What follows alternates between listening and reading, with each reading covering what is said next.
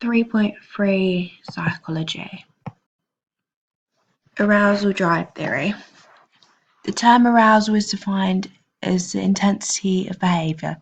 This refers to the degree of emotional energy that is felt in different situations. There are two types of arousal. These are somatic and cognitive. Somatic relates to the changing states of the body. This would refer to changes in heart rate, blood pressure, and respiratory values. Cognitive or psychological arousal relates to the mind, for example, the moment-to-moment changes in worry or negative thoughts. According to drive theory, as a performer becomes more aroused, the performance dominant response will begin to show. Dominant response means the ability the performer is able to perform at. The quality of the performance depends on how well the skill is learned to begin with. For example, juggling. Novice learners struggled with a high level of arousal. An expert or autonomous learners did better with high levels of arousal. The novice of any sport, when they become aroused, will show off all the skills they possess and end up making a lot of common mistakes, unlike professionals. As professionals become more aroused, their performance will relate to their ability to perform as professionals, knowing how to handle pressure situations better, so they perform with little to no problem. The dominant response is a motor program that is already learned and will usually become evident when arousal is raised. Inverted U theory. According to the inverted U theory, an athlete can reach a certain point whilst performing before they become over-aroused. When they become over-aroused, their performance level will decrease and some mistakes will occur. Each athlete aims for an arousal level known as the optimum level. Athletes and coaches should aim to get all performance to their optimal level. This will mean that they can perform at their best. Arousal levels will vary depending on type of person, so you have different methods on different people. If the performer is under-aroused, their concentration will be limited and their attention will wander. In these circumstances where the performer is under-aroused, their performance will decrease. Optimum arousal is considered the perfect state in which their potential performance is maximized. Over-arousal causes the field to narrow excessively. This may mean that the environment cues may be missed. The performer is often in a state of near panic. The level of nervousness is called hypervigilance. With this theory, it is sports dependent. This is because it is dependent on the skill and how much arousal will be needed. For example, football and rugby players will need high levels of arousal, where sports such as archery and snooker require low levels of arousal because they don't need it to do better and they need to be in a calm state of mind. Criticism for this theory is that the shape of the graph shows an inaccuracy because the optimum level increase to over-arousal is graduate, but then in some situations it can happen quickly and change at a fast pace. Catastrophe theory. According to catastrophe theory, as arousal levels increase, the performer skill gradually increases. But when a catastrophe occurs, the athlete's level of performance will drop dramatically, but their arousal level will stay the same. Mentally weak performers will dwell on their mistakes, and which will make their performance worse as they become more aroused. If this happens, they will reach a point of no return and their performance will keep getting worse. If the athlete is mentally strong, they'll be able to forget about the mistakes and begin to improve their performance. An example of a mentally strong performer would be Mo Farah. When he had raced and fell over, a mentally weak performer would use it as an excuse to why they didn't win and dwell on the fact that they fell. A mentally strong performer like Mo Farah would get up and continue, and by doing that he won the race. An example of a point of no return is in golf. When a golfer hit the ball, he was 3 points ahead and hit it in the sand, and then that was a catastrophe. So when he did it again, he was already over-roused, and then he hit it again, and it didn't go well again, and that happens several times, and he reached a point of no return.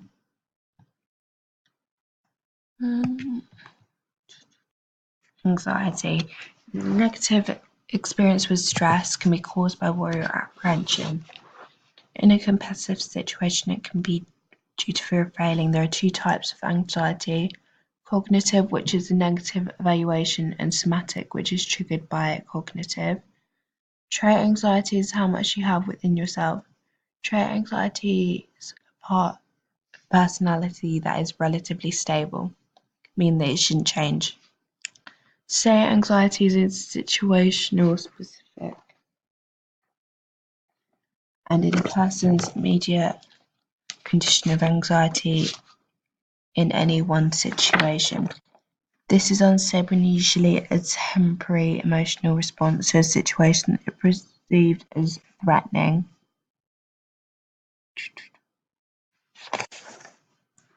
If you have high trait anxiety, this could suggest that you're more likely to experience high anxiety in a situation than if you have low trait anxiety. An example would be if you're taking a penalty in football. If you have high trait anxiety, you'll be more scared of failing and making mistakes, and this would mean that you're more likely to make them because you have high anxiety. Whereas if you have lower levels of trait anxiety, you'll be calmer and therefore more likely to make the shot. Factors affecting competitive anxiety. These would be the fear of failing or making mistakes. This could mean that you don't want to do it in front of people and you don't want to get things wrong. Fear of evaluation or crowds, so you don't want other people judging you and you don't want big crowds around you because that adds more pressure. Fear of competitive importance, for instance, regional competition. People would be more nervous than, say, if they were in a training match. Fear of injury or danger, like rock climbing. If you're climbing up the wall, you may have high levels of fear of injury or danger because you could fall, and that would probably make it worse. Whereas if you're calmer, then that'd be less likely to happen. The fear of lack of control of the opposition. So if you don't have any control of how they're playing or how they play the rules, that could make you more stressed. And the type of task involvement, for instance, if you are better at defending, but you have to attack as well, this would make you feel anxious.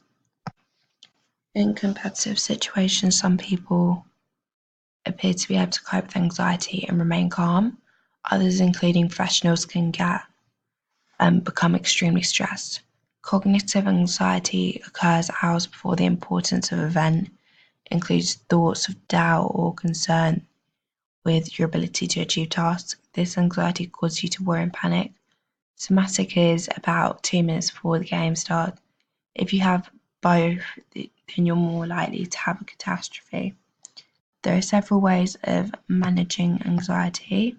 These include deep breathing, positive self-talk, mental imagery, practice, focus on the skill that you're doing, and relative cues, for instance, focus on a specific aspect like landing or catching, and warming up will also help.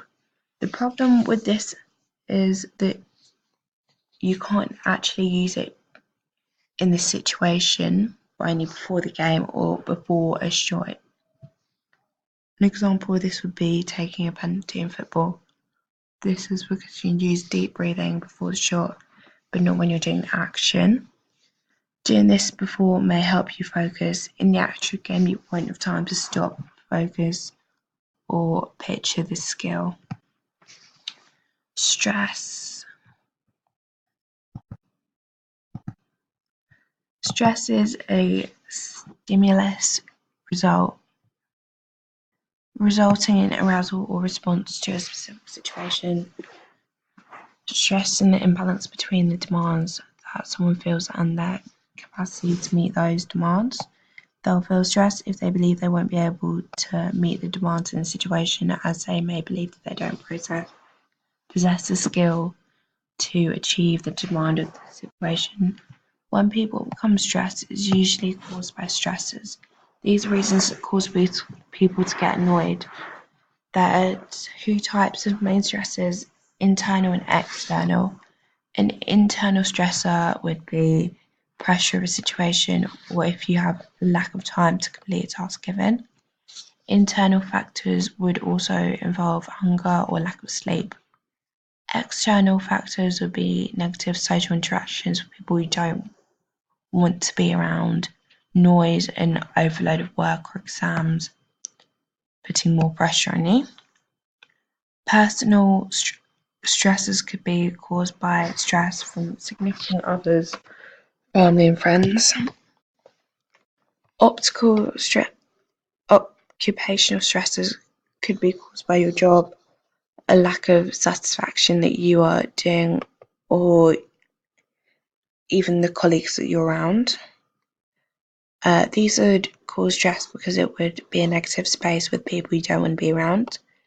Sports environments as stressors could be important of a sporting event, like the national title could cause stress, or the uncertainty surrounding the event, like the overall result, injuries, and catastrophes. Distress is the negative form of stress and is the extreme form of anxiety, nervousness, apprehension as a result of perceived inability to meet those demands. Eustress is a good form of stress that gives a sense of fulfillment. These people seek out stressful situations for a challenge and therefore will have an increased skill level. Examples of eustress to me would be surfing and skiing, because they're challenging but they have a sense of fulfillment. My idea of de-stress would be climbing and taking a penalty in a football match. This would be because I would get nervous and have that apprehension towards the situation. I'd also avoid it if possible to avoid stress.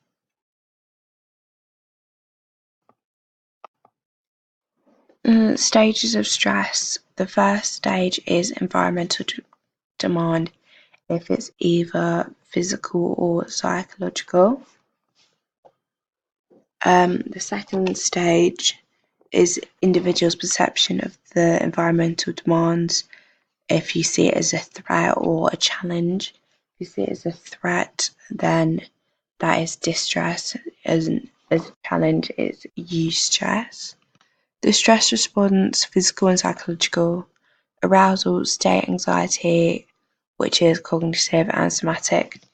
Muscle tension and attention changes. The fourth and final stage is behavioural consequences. So the outcome of the performance, if you see it as distress, you're more likely to have a catastrophe and a negative outcome, and if you see it as eustress, a positive outcome.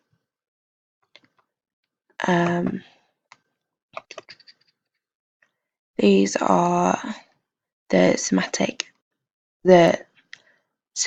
and parasympathetic symptoms. For sympathetic nervous system, you would experience a increased heart rate, and this would, if you're experiencing fear, anxiety or stress, your heart rate will increase due to the situation you're in.